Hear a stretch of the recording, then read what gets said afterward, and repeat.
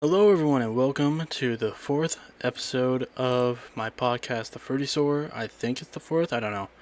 And starting off, I am going to announce that for this podcast, I'm changing the release date. It's now going to be on Sundays, right after I shoot it, because I realized that doing a podcast where I talk about like nerdy stuff, like the news and shit like that, doesn't really work when it's a week after the news drops. So maybe updating that a bit will be better. And we're going to start off this podcast by talking about some pro wrestling, which I'm not sure how many of you like pro wrestling, but this has been quite the week, quite the 2 weeks for pro wrestling recently. There was a big week of pro wrestling last week. We had the Wyatt Six debuting, which I do want to talk about a bit. Just like Joe Hendry appeared on NXT, which was awesome. And we got the debut of Jacob Fatu. And this week we got some follow up with that. And with the Wyatt Six stuff, but I have not seen the promo that they did with the Wyatt Six yet. But we didn't have any follow up with Joe Hendry, which was disappointing, but still a good week. And we'll start off with the Wyatt Six because I don't really have that much of an opinion outside of the, common opinion on it, which is that it's awesome. I like the presentation. Hopefully they can, get the ball rolling very soon. As soon as it seems like they're really doing we're building up the motivation of this group, as well as them targeting Chad Gable, even though we don't exactly know why yet. We do have some theories. I know the TikToker known as Wheezy, she theorized that the reason why Gable got attacked because he didn't care for his family. And with the Wyatt Six being named after Bray Wyatt, who has now passed, now being led by his brother Bo Dallas, aka Uncle Howdy, the family element is a big part of it. But I also want to talk about what happened yesterday, or 2 days ago when this gets released, and that is the Bloodline taking out Paul Heyman. Now, I do have this clip right here that WWE sent out of the show. I'm not going to show the full thing, I'll show the last few seconds of it. I do want to talk about this Bloodline right here, and I'll probably look for the other clip. But here we have the new Bloodline: Solo Sikoa, Tama Tonga, Tonga Loa, and Jacob Fatu. Now I'm going to talk about them while I look for this clip of them taking out Paul Heyman. But honestly, I love this group. I think it just feels complete. Even with Tama and Tonga, it just didn't feel like a full group yet. It felt like they didn't really have their footing, and we still have a ways to go with them. But yeah, here we have the clip from SmackDown. I won't play it fully. I'll just kind of skip ahead. As you see, he performs a diving headbutt onto Heyman. This was after he got Samoan spiked 2 by Solo, so everyone gets their turn out. Heyman. And then they do the Shield triple powerbomb through the table. Hopefully he's okay. They haven't announced anything in terms of him being injured, so hopefully he, took the powerbomb quite well. As well as a older man who's not exactly in shape could take a powerbomb through a table. But yeah, he also has Roman's beads, his tribal beads. Yeah, this is the new Bloodline. Also, people mentioned that the MFT shirt for Tama Tonga looks like the MJF shirt with the lettering, and it's just it looks very similar, I have to admit. Also, Jacob Fatu had his own he had his own entrance. Looks amazing too. But yeah, I really like this group. I've always liked God as a tag team. Solo, I've always, really liked him when he first debuted in NXT. I feel like they, have wasted him on the main roster in some respect. He doesn't get that much of a spotlight. I feel like they should have let him do his own thing most of the time. He was always just Roman's sidekick. And Jacob Fatu, I love Jacob Fatu. I was a big fan of MLW like not that long ago. I feel like it's no, well, especially after they lost Jacob Fatu and Alexander Hammerstone. It hasn't exactly been the same, so I stopped watching. Um, but yeah, I think Jacob is amazing. He's lost a lot of weight, but even before he did, he moved like you would not believe that a man his size could move that like that. He was just fast. He was doing full on like top rope dives. He was doing moonsaults, all of it. But yeah, this team looks badass. I would like to see them kind of do their own thing before Roman gets involved with them. Despite the fact that I feel like he's probably going to get involved at like SummerSlam because it seems like they're going to do Solo versus Cody at SummerSlam. But I would kind of like to see them do their own thing. I would like God to get like the tag titles. I would like Jacob possibly. I don't know. I don't think he should go after the US titles since LA Knight seems to be next in line for it. But it'll be interesting to see what they do with him. Jacob Fatu is definitely gonna. There's big things in store for him because he's just amazing. And WWE would be stupid not to acknowledge that. But this team just looks like a unit. Like with Jacob Fatu in there, it just feels like it all just falls right into place.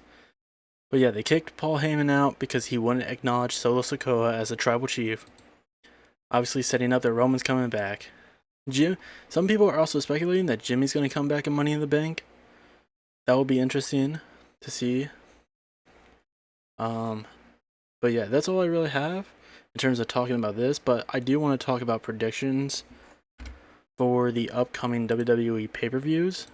So next weekend, in a week, there's going to be Money in the Bank in Toronto, Canada, as well as NXT Heatwave the day afterwards. So I'm just going to kind of give my predictions for that. So I'm kind of just looking at the matches right now. In terms of, kind of what we were talking about earlier, there's a 6-man tag team match between Cody Rhodes, Randy Orton, Kevin Owens against the Bloodline, which is going to be Solo Sikoa, Tama Tonga Loa, or Jacob Fatu. So unless they reveal a 4th member for their team before Money in the Bank, we don't know which members of the Bloodline are going to be facing them. I have a feeling it could be like Solo, Tama, and Fatu. Maybe they will sideline Tonga Loa just so Jacob can get a match. But yeah, I think this one will be pretty fun. I feel like this would be a great showcase for Jacob, especially after his debut where he took out all 3 of them. We also have Sami Zayn versus Braun Breaker, which I feel like Braun Breaker should definitely win. I love Braun Breaker. He was my favorite member of the NXT roster when he was on it. He's had some of my favorite NXT matches. I kind of been liking what they've been doing with him on the main roster. I feel like he should have had a more prominent rivalry with someone before this feud. He kind of had it with Ilya, but it didn't really feel that important, especially with Ricochet getting involved. But still, I think Braun should win this. I feel like Sammy's reign got too enticed with the Gable stuff. It would be nice to have like a new champion who can like kind of grow with his reign, and I feel like Braun is the best person to do that with. We also have a last chance match for the World Heavyweight Championship between Damian Priest and Seth freaking Rollins. If Damian Priest wins, Seth freaking Rollins can never challenge for the title as long as Priest is champion, and if Rollins wins, Priest must lead the Judgment Day. Now, I have not been watching week to week with WWE, mostly because I just don't have cable. So I am definitely excited for this match because Damian Priest has been one of my underrated favorites, and Seth freaking Rollins is my favorite wrestler of all time. So I'm excited for this match, 1000%. But it does make me wonder where they're going to go with this Priest Judgment Day match. Well, Priest Judgment Day storyline. I don't feel like he's going to leave the Judgment Day until like after SummerSlam. But I don't know. Because he more than likely is facing Gunther at a SummerSlam. At least as of right now. But they could do Seth freaking Rollins versus Gunther. I feel like that would be a fun match. But I don't feel like Seth could should he get the title just to lose it to Gunther at the next pay-per-view. Also, I would like to see Seth without the title for some period of time. I would like to see what he can do with this character, since it's been a long time since we've seen him without a title, with him not chasing one, and I would kind of like to see where that goes. And now to the namesake matches for Money in the Bank. The Money in the Bank ladder matches. I'm going to start off with the women's one because I feel like with this one I don't have much of an opinion on this. It's Io Sky, Chelsea Green, Lyra Valkyria, Tiffany Stratton, and Naomi, with one more that's going to be decided this Monday between Dakota Kai, Ivy Nile, and Zoe Stark. And I feel like Dakota Kai is probably going to win that match. And in terms of who's winning the Money in the Bank briefcase, I would probably pick either Chelsea Green or Tiffany Stratton. I feel like those are probably the best bets, and I think Tiffany edges out a little bit more because she feels a little bit more like she has the potential to be a world champion. So I'd probably say Tiffany. I feel like this is going to be a great match because all these wrestlers, even the people who aren't even in the match yet, would be great in it. But I feel like this is the one I'm most disinterested in because I feel like the women's divisions on both shows just aren't that great right now. Bayley is the SmackDown division is definitely better because there's just a lot of great options there. But the Raw one just feels very underdeveloped. The Raw women's roster feels very underdeveloped. And I'm not that impressed by it. We'll have to see where it goes, though. Because so far, ever since Liv Morgan got the championship, she hasn't really defended it, and her first defense is gonna be against Zelina Vega. And I like Zelina Vega, don't get me wrong, but she's not exactly. I feel like for it being the first defense, it's a little lackluster. But then we have the men's championship. We have the men's Money in the Bank ladder match. We have Jey Uso, Carmelo Hayes, Andrade, Chad Gable, LA Knight, and one undetermined competitor between Drew McIntyre, Ilya, and Sheamus, which will be determined this Monday. In this match, I would really like to see. I really do want to see it. Unfortunately, again, I don't have cable. Maybe I can find some other way to watch it. Very legal ways to watch it. Jey Uso, but between Jey Uso, Carmelo Hayes, Andrade, Chad Gable, LA Knight, and I feel like Drew McIntyre, who might be in the match, I feel like this is going to be the one with the most shenanigans. Because there's a lot of ways that you can spin this. Because every single person that is more than likely going to be in this match, if Drew is in this match, almost every single person could lose because of shenanigans in some way. Maybe except for Carmelo Hayes. Jay could get taken out by the Bloodline, depending on which match goes first. If the 6-man tag team match goes first, they'll probably get involved with this match. I feel like Carmelo Hayes he probably won't have anyone who's out to get him, except maybe Corbin and Cruz, because he had a confrontation with those two this Friday. Depends on where that goes. Andrade maybe with Legado. Legado will probably try to come out and stop him. Chad Gable. This one is more than likely gonna have shenanigans. He's probably him and LA Knight, because I feel like Logan Paul is gonna be the reason why he doesn't win. But with Chad Gable, it's probably gonna be some Wyatt Six stuff that stops him from winning. Or who knows? He could possibly win, maybe from the involvement of the Creed brothers. Maybe that will solidify him as I would honestly like to see that. Chad Gable as Mr. Money in the Bank, but then he has to deal with the Wyatt Six. But Drew McIntyre is definitely probably not going to win this. What's definitely going to happen is that CM Punk's going to screw him over for it, and that will more than likely to CM Punk versus Drew at SummerSlam. More than likely. But yeah, I just really like this lineup so far. It's really great.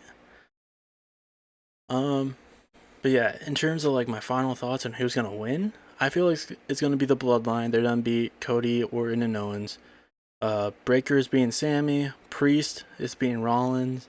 Tiffany Stratton will be Miss Money in the Bank. And in terms of the men's match, I did say Chad Gable, but honestly, this is a tough one. Because to me, it's definitely not going to be Knight. It's definitely not going to be Drew. But Gable, Andrade, Hayes, Jay, I think Gable might not win it because of the Wyatt Six intervention. Andrade, I don't think he's gonna win it either. Hey, to me, it's between Hayes and Jay, and I might have to go with Jay. So yeah, that's my predictions: Bloodline, Breaker, Priest, Stratton, Jay. So I will be trying to stream this live next week, but we'll see. Depends on what I plan on covering next week. And then we have NXT Heatwave, and I've been loving NXT. I felt like with a lot of their main stars leaving, like Ilya, Braun, Hayes, Valkyria, I thought it was gonna suffer a bit in terms of quality, but I feel like it's still really good. And this lineup looks pretty great. We got Roxanne Perez versus Lola Vice. I feel like, I don't know, I think Perez is gonna get the victory. It depends on if Julia is actually coming to NXT or not, because I feel like the longer they wait it out, the less likely it's gonna happen. But I could be wrong.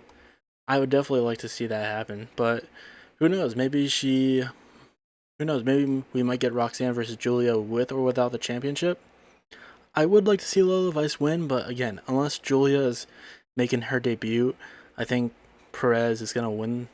I also feel like this is gonna be a really good match too, because Perez is great. Vice has really come into her own. It's just gonna be fun. Also, we got Oba Femi versus Wes Lee. Similar to the Priest Rollins match, if Femi wins, Lee can never challenge for the title as long as Femi is champion. Now, here's the thing. I feel like this could go either two ways. Either Femi beats Lee, and that's it. Or, because of the recent TNA NXT crossovers that's been going on as of late, the Rascals, Wes Lee's old teammates, get involved. Wes turns heel, Oba turns face, so there's a double turn. And Wes regains the North American Championship. I would love to see that, despite the fact that I do love Wes Lee as a face. I feel like they were kind of teasing a heel turn with him before he got injured. So I feel like this would be a good way to do that. Also to continue the, partnership with TNA, NXT. But I don't know. It's definitely some fantasy booking. I mean, that's what all this is really. But I don't know. I would have to think about it a little bit more. We also have Kalani Jordan versus Sol Ruka for the NXT Women's North American Championship. I think this is going to be a fun match. There's not really much going into this match. There's not a lot of drama, whatever. It's just, two people having a match. I feel like it's going to be a really good match regardless. Kalani is great. I feel like she was a great pick for the first Women's North American Championship. I think Sol Ruka is just a great competitor to have against her for her first pay-per-view match. But yeah, this will probably be really fun. But who knows? Maybe there'll also be shenanigans after this one too, with some heels or whatever. But then we also have for the NXT Tag Team Championship, Nathan Frazier and Axiom versus Chase U. Now, I've really liked what they've done with Chase U. Chase U has always been my favorite part of NXT, or at least one of them. I've always been a Chase U fan. I don't understand why people hate on them so much. I can kind of get it. Sometimes it can be very, much. It can be very, over dramatic sometimes. I still love it. I also love the team of Nathan Frazier and Axiom, but I think it might be time to split them up. I feel like their reign so far has been pretty lackluster.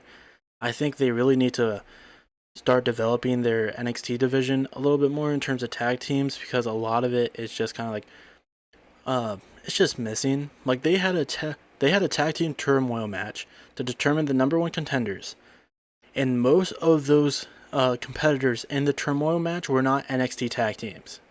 They gotta do some more, and I feel like with a tag team that's already been tag team champions, hopefully that will lead to a better situation. I don't know. It's not a guarantee, but I also just like Chase U, so I would like to see them as champions again. So I'll have to go with Chase U.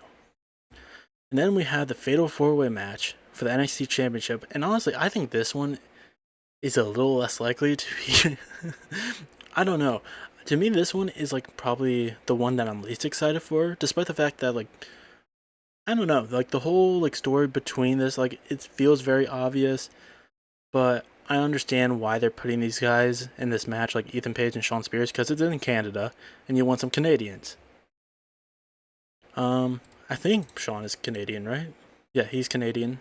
Ethan Page is definitely Canadian. I know that for sure. Yep.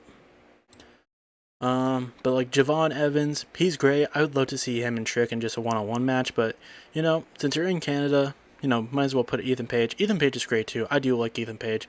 I don't really care that much for Shawn Spears, but like, the guy's good at what he does. But this for the NXT Championship, I mean, we do have two veterans with two, kind of rookies in a sense, at least comparatively. I feel like this is gonna be great. Javon Evans has been great since he signed. I didn't know him much for his independent work. A lot of people talked about like how great he was when he first signed, but yeah, he's definitely proved how great he is, and I feel like he's definitely due a championship soon. Probably not the NXT championship, but he'll probably get there at some point. But yeah, I don't have high expectations for this match, but I don't think it's gonna suck. Regardless, I just think like out of all these matches, even like the Jordan Sol Ruka match is probably the one that it's not high up for me in terms of anticipation. Like, but in terms of who I think is gonna win all this, for the NXT Women's Championship, I'm still holding out for Julia showing up. So I think Perez is probably gonna win that. I think Lola, while she definitely, I feel like she's definitely at the level now that she can hold the championship. And again, I feel like this is a very 50-50 thing for me. Like Vice could very strongly win, and I probably would pick her if it wasn't for the fact that I'm still holding out on Julia coming and getting the championship. Uh, Between Femi and Wesley, I don't know. I would have to go with my fantasy booking and pick Wesley because I would like to see the Rascals get involved, and for the double turn because I think Obafemi is so great that keeping him as a heel isn't really necessary. I feel like he can play well as a face while still keeping his like intimidating nature. Kalani Jordan versus Sol Ruka.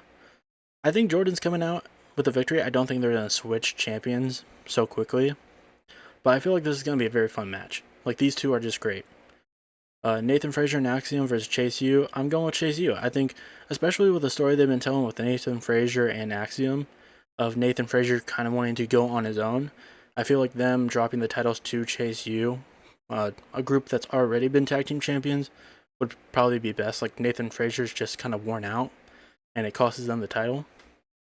And with Trick, Javon, Page, and Spears, I think Trick's retaining, regardless. But yeah, I feel like they're probably gonna still add a match to this. I don't know what they would add. Um, also, I think there probably gonna be some metaphor shenanigans in the Fatal 4-Way match because Ethan Page is still having a rivalry with Oro Mensa. Um, I feel like they should have tried to find a way to get Joe Hendry. I feel like they definitely should have given Joe Hendry a match, being like, "Hey, do you want to show up again? We'll set up a match. It'll be, and you don't even need to be like have him set up with like an NXT guy. You could continue the Frankie Kazarian Joe Hendry feud over here. Just be like, oh, we're gonna give you guys a match on NXT Heatwave. Or, unless TNA disagrees because they're just like, well, now you're taking two of our guys. Like that's just not fair. But I don't know. Who knows? Maybe they could have done like Joe Hendry versus D'Angelo for the Heritage Cup Championship. That would have been fun. Um, I feel like they could have also done the same with Money in the Bank too. Like maybe add another match. Maybe add another like women's match. Like maybe have Bailey defend the title. Like Bailey versus. It would have to be like someone else. I don't know who was a contender who didn't get in. They could have done like her versus trying to find Michin. I don't know. She's been on NXT. I don't know. Maybe they could have done the Morgan Vega match. At least that would have just been like another match. I know some people aren't that happy that there's only like 5 matches per like PLE. But honestly, I'm kind of fine with it because I feel like it allows the matches to do a little bit more. Sometimes I feel like they do get drawn out because of that too. I feel like just adding one more match would help fix that though. Like do like 6 matches, especially since Money in the Bank only has one women's match. Like you could add another women's match, especially like with the fact like, oh, you could put the women's tag team division on there. Like say Dakota Kai doesn't win on Monday, you could do Isla Dawn and Alba Fire versus Dakota Kai and Kairi Sane of Damage Control. Like I feel like that would be a good direction to go in. But yeah, that's kind of it in terms of talking about WWE. Goddamn. For the rest of this, I will be talking about the Superman set picks that got leaked. I won't be sharing all of them. But if you don't want to get spoiled on any of the Superman stuff, I'm only really going to share this one that I found. But if you don't want to get leaked on any of the Superman stuff, I'm not going to try to talk about it for long. So if you just want to kind of like, drop out right now, that's completely fine. But I'm going to talk about it anyways, and we'll kind of get into spoiler territory. So we have this pick right here of not only Superman, but Mr. Terrific, and they both look incredible. Like this Superman suit looks so much better than it did in the set photo, like the first image that got revealed. Like it just looks so much better. And also again, the Mr. Terrific suit. And there's been leaks throughout the week of like just random set picks from the movie. We got like a set pick reveal for Ultraman, who kind of looks like Black Noir from The Boys. I feel like what they're gonna go with in terms of that is they're gonna go with a it's an Ultraman who's actually like a Bizarro controlled by the government, and it's gonna be like an evil Superman take of being like, this is why an evil Superman just doesn't work and why we should have like the blue Boy Scout Superman. Especially since he seems to be heavily inspired by All-Star Superman, I feel like that's probably where he's going to go with it, at least like with James Gunn. There's also set picks that might include Crypto in the movie. In terms of, it has to do with like Mr. Terrific. It's a little, I don't know, it seems to be pointing in the way that Crypto will be involved with the movie, but we're still not certain. Also, Rick Flag Sr. is going to be in the movie. Played by Frank Grillo. I think that's how you pronounce his last name. He played Crossbones in the MCU. He's also going to be in Creature Commandos and Peacemaker Season 2, I believe.